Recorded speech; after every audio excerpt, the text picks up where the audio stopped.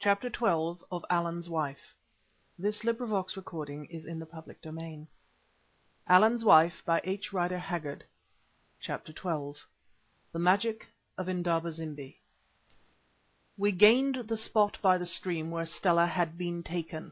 The natives looked at the torn fragments of the dogs and at the marks of violence, and I heard them swearing to each other that whether the Star lived or died, they would not rest till they had exterminated every baboon on Babyan's Peak.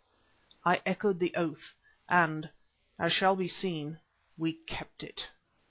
We started on along the stream, following the spoor of the baboons as we best could, but the stream left no spoor, and the hard, rocky banks very little.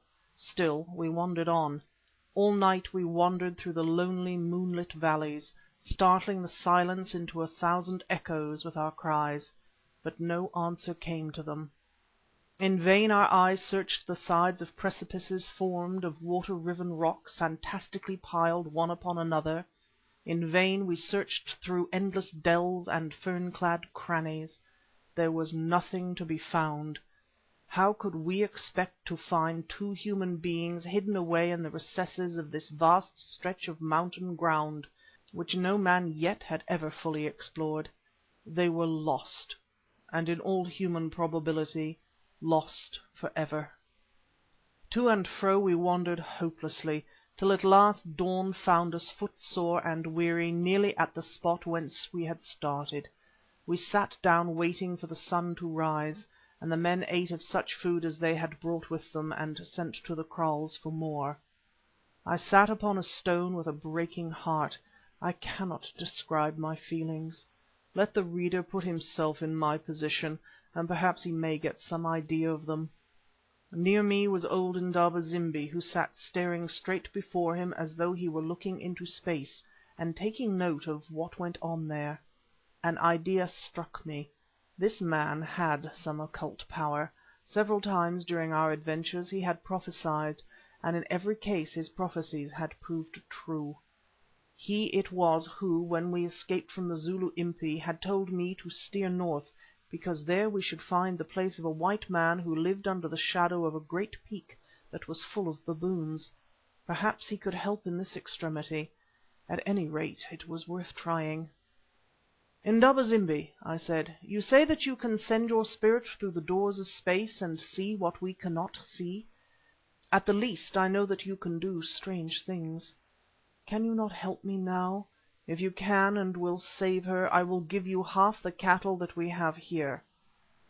"I never said anything of the sort, Macumazahn," he answered. "I do things, I do not talk about them. Neither do I seek reward for what I do like a common witch doctor. It is well that you have asked me to use my wisdom, Macumazahn, for I should not have used it again without being asked. No, not even for the sake of the Star and yourself whom I love, for if so my spirit would have been angry. In the other matters I had a part, for my life was concerned as well as yours, but in this matter I have no part, and therefore I might not use my wisdom unless you thought well to call upon my spirit. However, it would have been no good to ask me before, for I have only just found the herb I want," and he produced a handful of the leaves of a plant that was unfamiliar to me. It had prickly leaves shaped very much like those of the common English nettle. "Now, Macumazahn," he went on, "bid the men leave us alone, and then follow me presently to the little glade down there by the water." I did so. When I reached the glade I found Indaba-zimbi kindling a small fire under the shadow of a tree by the edge of the water. "Sit there, Macumazahn," he said, pointing to a stone near the fire, "and do not be surprised or frightened at anything you see. If you move or call out, we shall learn nothing." I sat down and watched. When the fire was alight and burning brightly, the old fellow stripped himself stark naked, and going to the foot of the pool dipped himself in the water. Then he came back shivering with the cold, and leaning over the little fire, thrust leaves of the plant I have mentioned into his mouth and began to chew them, muttering as he chewed. Most of the remaining leaves he threw on to the fire. A dense smoke rose from them. But he held his head in this smoke and drew it down into his lungs till I saw that he was exhibiting every sign of suffocation. The veins in his throat and chest swelled, he gasped loudly, and his eyes, from which tears were streaming, seemed as though they were going to start from his head. Presently he fell over on his side and lay senseless.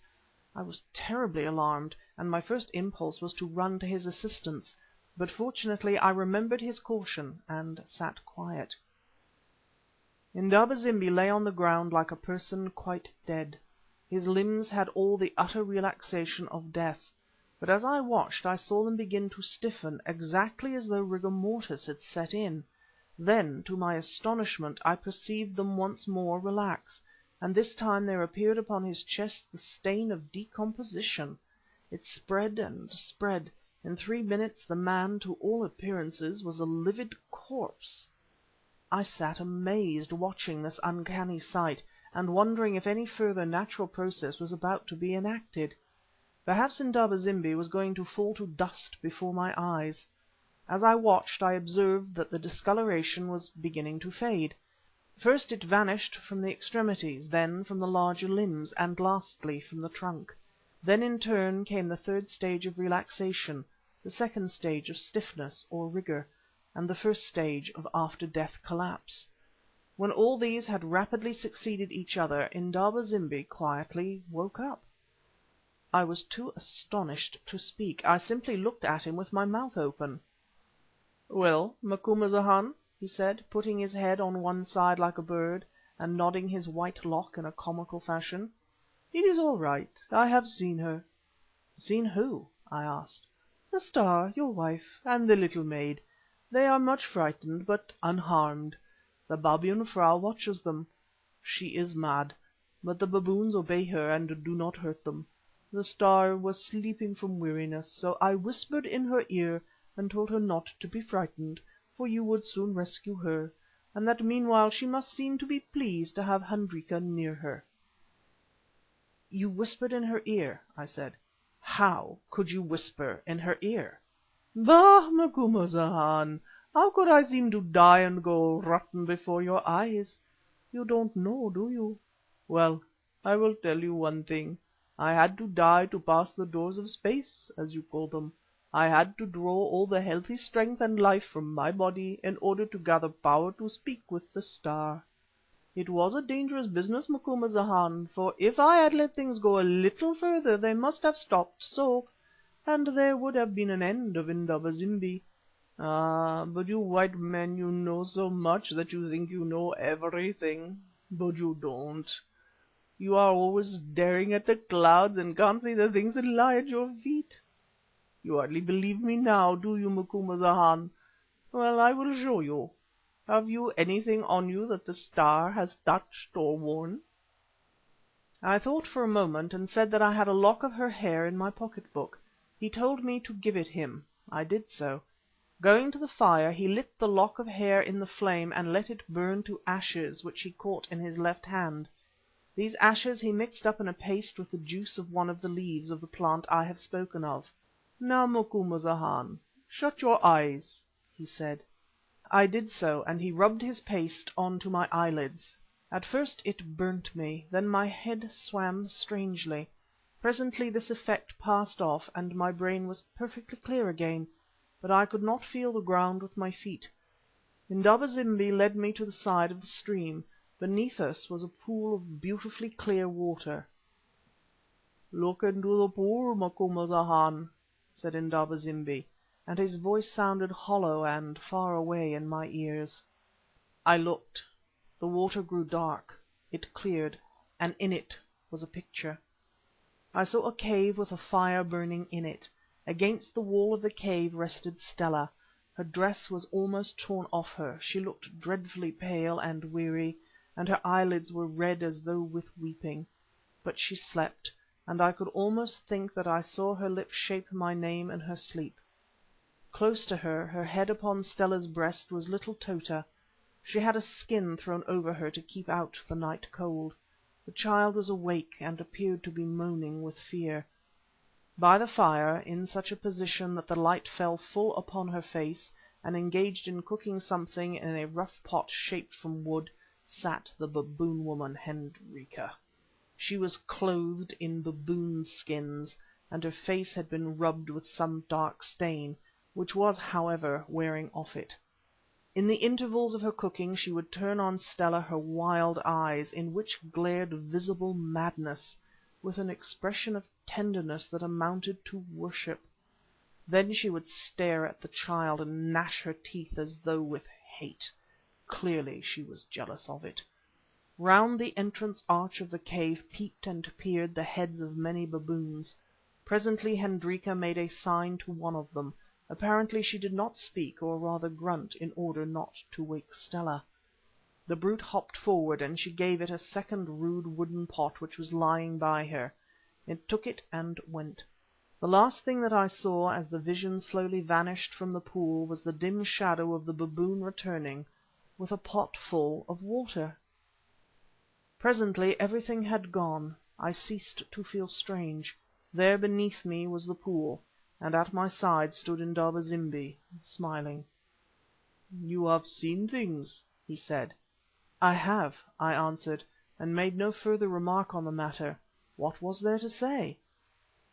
For some almost equally remarkable instances of Kaffir magic, the reader is referred to a work named Among the Zulus by David Leslie. Editor. "Do you know the path to the cave?" I added. He nodded his head. "I did not follow it all just now because it winds," he said, "but I know it. We shall want the ropes." "Then let us be starting. The men have eaten." He nodded his head again, and going to the men I told them to make ready, adding that Indaba zimbi knew the way. They said that was all right. If Indaba zimbi had smelt her out, they would soon find the Star. So we started cheerfully enough, and my spirits were so much improved that I was able to eat a boiled mealie cob or two as we walked. We went up the valley, following the course of the stream for about a mile. Then Indaba zimbi made a sudden turn to the right, along another kloof, of which there were countless numbers in the base of the great hill. On we went through kloof after kloof. Indaba zimbi, who led us, was never at a loss. He turned up gullies and struck across necks of hills with the certainty of a hound on a hot scent. At length, after about 3 hours' march, we came to a big silent valley on the northern slope of the great peak.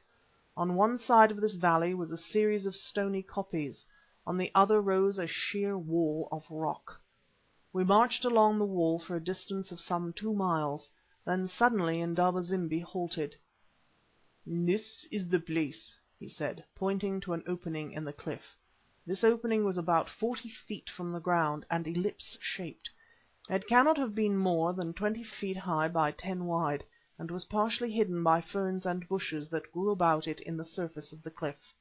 Keen as my eyes were, I doubt if I should ever have noticed it, for there were many such cracks and crannies in the rocky face of the great mountain. We drew near and looked carefully at the place. The first thing I noticed was that the rock, which was not quite perpendicular, had been worn by the continual passage of baboons. The second, that something white was hanging on a bush near the top of the ascent. It was a pocket handkerchief. Now there was no more doubt about the matter. With a beating heart I began the ascent. For the first 20 feet it was comparatively easy, for the rock shelved. The next 10 feet was very difficult, but still possible to an active man, and I achieved it, followed by Indaba zimbi. But the last 12 or 15 feet could only be scaled by throwing a rope over the trunk of a stunted tree which grew at the bottom of the opening. This we accomplished with some trouble, and the rest was easy. A foot or two above my head the handkerchief fluttered in the wind. Hanging to the rope I grasped it. It was my wife's. As I did so I noticed the face of a baboon peering at me over the edge of a cleft, the first baboon we had seen that morning. The brute gave a bark and vanished. Thrusting the handkerchief into my breast, I set my feet against the cliff and scrambled up as hard as I could go. I knew that we had no time to lose, for the baboon would quickly alarm the others. I gained the cleft. It was a mere arched passage cut by water, ending in a gully which led to a wide open space of some sort. I looked through the passage and saw that the gully was black with baboons. On they came by the hundred. I unslung my elephant gun from my shoulders and waited, calling to the men below to come up with all possible speed. The brutes streamed on down the gloomy gulf towards me, barking, grunting, and showing their huge teeth. I waited till they were within 15 yards, then I fired the elephant gun, which was loaded with slugs, right into the thick of them. In that narrow place the report echoed like a cannon shot, but its sound was quickly swallowed in the volley of piercing human-sounding groans and screams that followed. The charge of heavy slugs had ploughed through the host of baboons, of which at least a dozen lay dead or dying in the passage. For a moment they hesitated, then they came on again with a hideous clamour. Fortunately, by this time Indaba zimbi, who also had a gun, was standing by my side, otherwise I should have been torn to pieces before I could reload. He fired both barrels into them and again checked the rush. But they came on again, and notwithstanding the appearance of 2 other natives with guns, which they let off with more or less success, we should have been overwhelmed by the great and ferocious apes, had I not by this time succeeded in reloading the elephant gun. When they were right on us I fired, with even more deadly effect than before, for at that distance every slug told on their long line. The howls and screams of pain and rage were now something inconceivable. One might have thought that we were doing battle with a host of demons. Indeed, in that light, for the overhanging arch of rock made it very dark, the gnashing snouts and sombre glowing eyes of the apes looked like those of devils as they are represented by monkish fancy. But the last shot was too much for them.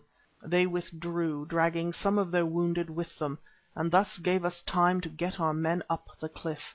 In a few minutes all were there, and we advanced down the passage, which presently opened into a rocky gully with shelving sides. This gully had a waterway at the bottom of it.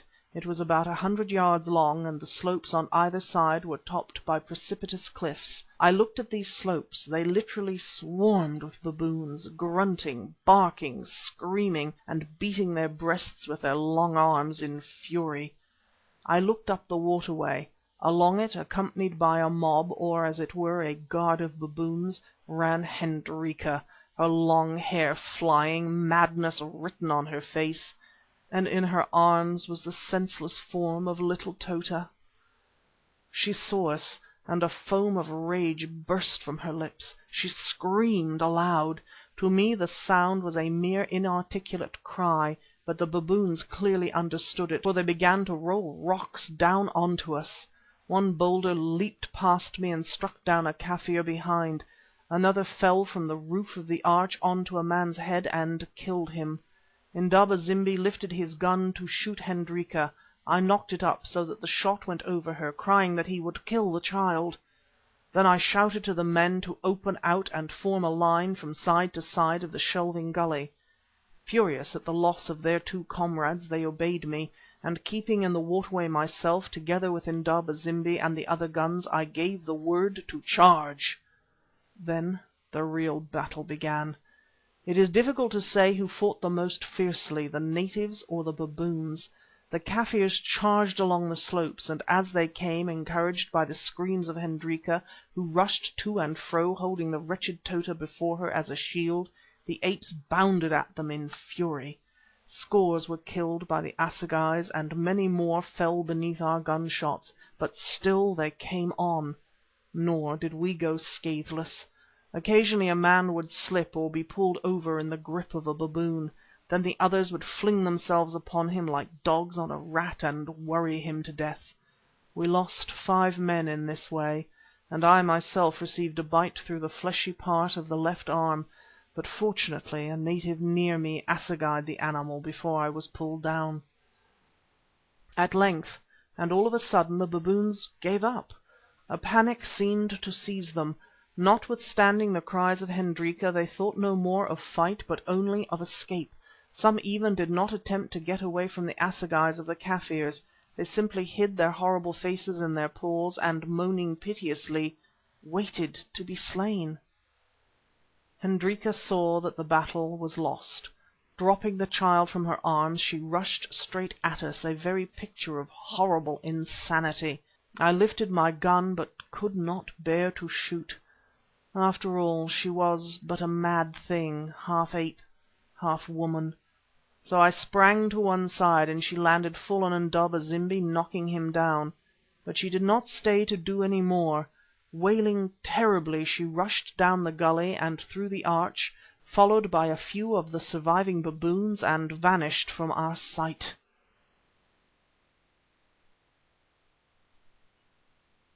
End of chapter 12.